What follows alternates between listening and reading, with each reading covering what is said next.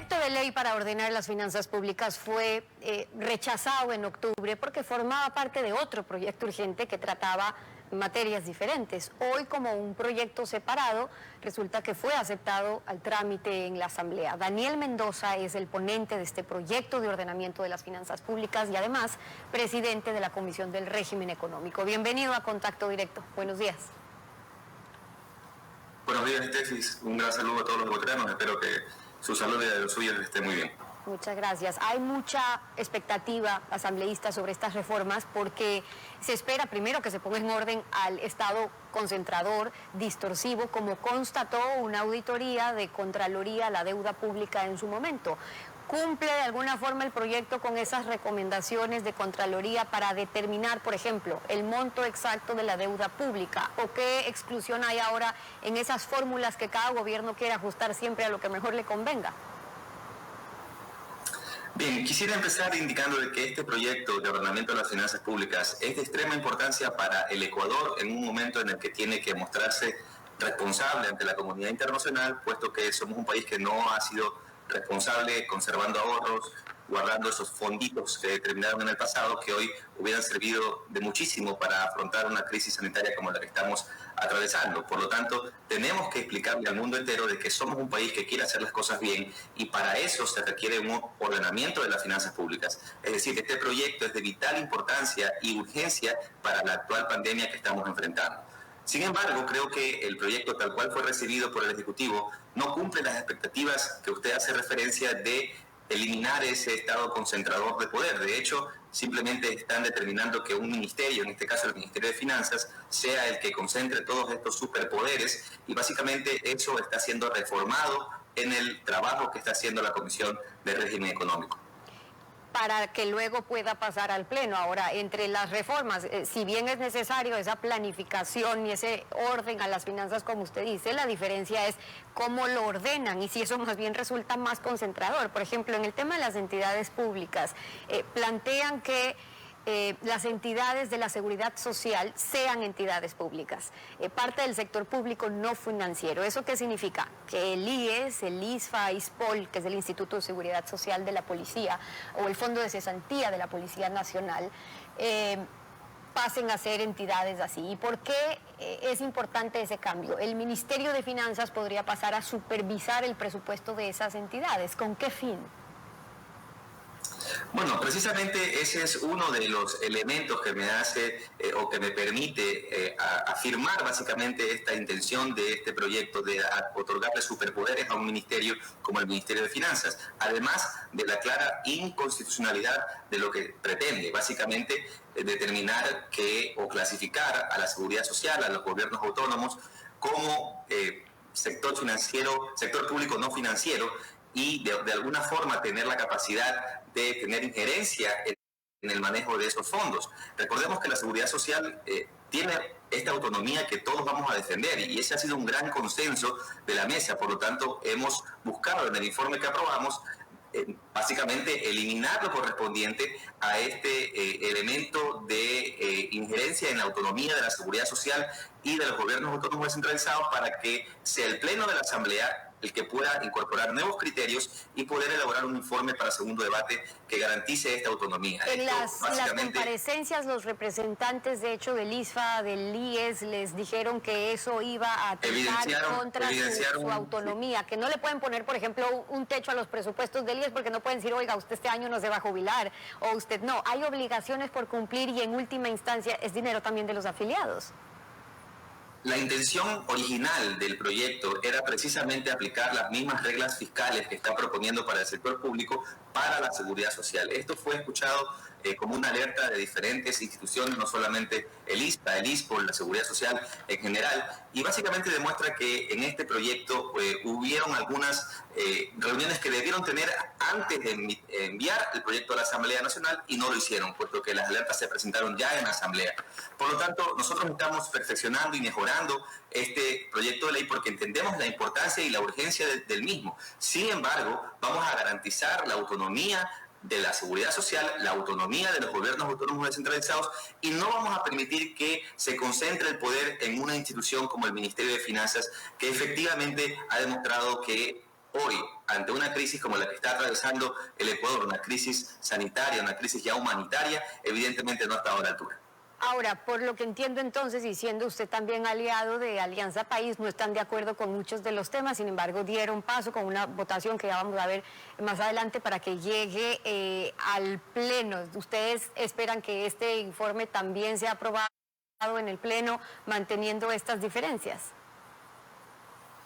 En la medida en la que se corrija lo que envió el Ejecutivo. Nosotros respaldamos al presidente de la República, creemos que está haciendo lo que corresponde en un momento muy duro, muy crítico que está atravesando el Ecuador. Sin embargo, creemos que el Ministerio de Finanzas se ha equivocado en diferentes partes de este proyecto de ley y eso es lo que vamos a buscar corregir en la Comisión de Régimen Económico. Estamos viendo cómo en otros países pueden afrontar las crisis con sus reservas, con sus ahorros, comparar de hecho con lo que nos está tocando a los ecuatorianos, que es pagar la factura de lo que el gobierno se gastó o los fondos que dijeron que no servían para nada si ganaban un interés de 1%. Entonces ahora quieren crear este fondo de estabilidad fiscal para las emergencias, pero con los precios de ahora no sirve de mucho y en lo que menos estamos es en posibilidad de ahorrar, digamos que sería para que quede en papel como que hay que ordenar a futuro. Insisto, Estefi, este es un proyecto que busca mostrarnos ante la comunidad internacional como un país responsable.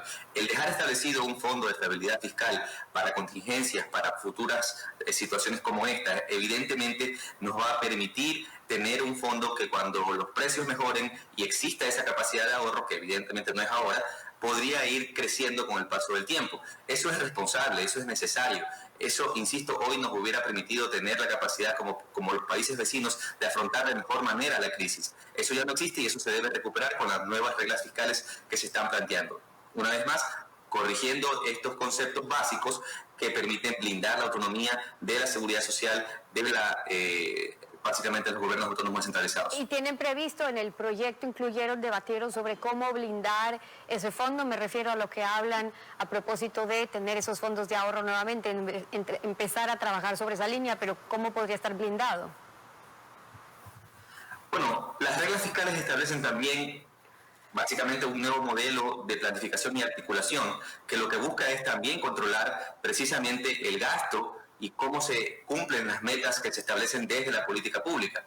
En esta área también es importante mencionar que no es correcto que el Ministerio de Finanzas, por ejemplo, también sea el responsable no solamente de certificar la disponibilidad de fondos, sino también de planificar el territorio, luego también de priorizar la obra pública, luego también de incluso de llegar a determinar los techos de los anticipos que se tienen que dar a cada proyecto, e incluso hemos recibido la alerta de la Contraloría General del Estado de que el mismo proyecto estaría de alguna manera buscando atribuirse funciones casi de sanción a diferentes instituciones que no las tiene, porque eso es una competencia prácticamente exclusiva de conformidad a la Constitución de la Contraloría General del Estado.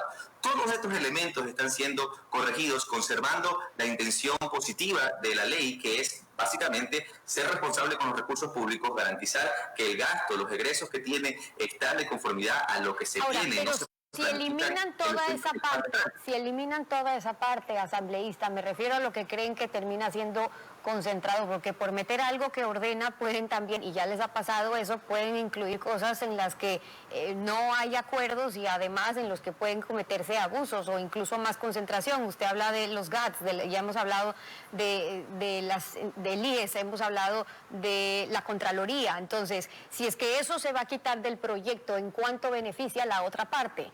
En el orden de las finanzas públicas. ¿Se establece, por ejemplo, el límite en el presupuesto al servicio de capital e intereses de la deuda o solo queda el límite para endeudarse? Estamos precisamente también incorporando elementos adicionales en el manejo de la deuda. Creemos que somos un país que está manejando la deuda de una manera nefasta, por decirlo menos. Respetar el 40% que está establecido en la Constitución nos corresponde, pero tenemos que incorporar criterios adicionales que permitan tratar no solamente el techo de la deuda, sino la calidad de la deuda, el servicio de la deuda, la estructura de la deuda, el flujo que necesita el Estado ecuatoriano año a año. lo hemos escuchado en la comisión por parte de diferentes legisladores.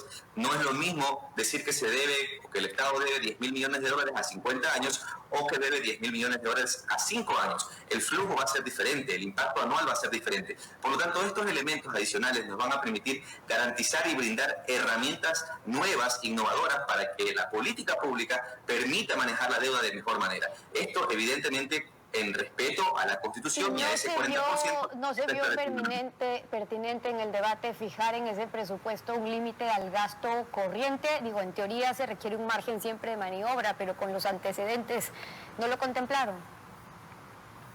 Bueno, precisamente esas son las reglas fiscales que están siendo básicamente aclaradas, profundizadas en este proyecto de ley. Por ejemplo, para poder garantizar que el gasto permanente se financia solamente con el ingreso permanente, hay que ser responsable, y eso está establecido y está aclarado en la ley, para que no tengan después el problema de tener infraestructuras gigantescas que no puedan operar y administrar. La lógica, el sentido común te dice que tú solo deberías construir lo que puedes operar y administrar con tus ingresos fiscales, pero eso no se respetó en el pasado porque la ley les permitió, porque una ley laxa les permitió hacer y deshacer. Hoy eso ya no sería posible con las nuevas reglas fiscales que estamos buscando implementar. Insisto, siempre conservando y respetando la autonomía de la seguridad social y de los gobiernos autónomos descentralizados. En esa última parte, este informe se aprobó con 8 votos a favor, 5 votos en contra del Partido Social Cristiano, del bloque correísta también, porque hay puntos en los que no hubo consenso, sobre todo en lo que se refería a atentar contra la autonomía de los GATS. ¿Cuáles son los reparos ahí? ¿Qué es lo que están planteando como comisión?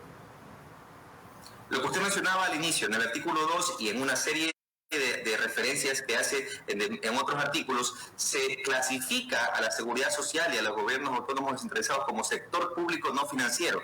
Esto, evidentemente, después permite que en la propuesta del Ejecutivo, en el artículo 41, que terminó siendo artículo 40, después que se eliminó el artículo 6, permita también poner techos y tener injerencia en el manejo de esos fondos. Y está claro que son fondos que, evidentemente, en lo que, por lo menos en lo que tiene que ver con la seguridad social, son del privado, son de los aportantes. Y los fondos de los gobiernos autónomos básicamente son del territorio, iría contra el concepto lógico de la autonomía. Esto está siendo corregido en el informe y será perfeccionado con los aportes de los 137 legisladores en el Pleno de la Asamblea Nacional. Este es el otro proyecto urgente, uno de los 2 que ha enviado el Ejecutivo, que hoy trata la Asamblea. Daniel Mendoza, ponente del proyecto de ordenamiento de las finanzas públicas, acompañándonos hoy en Contacto Directo. Muchas gracias por haber estado con nosotros.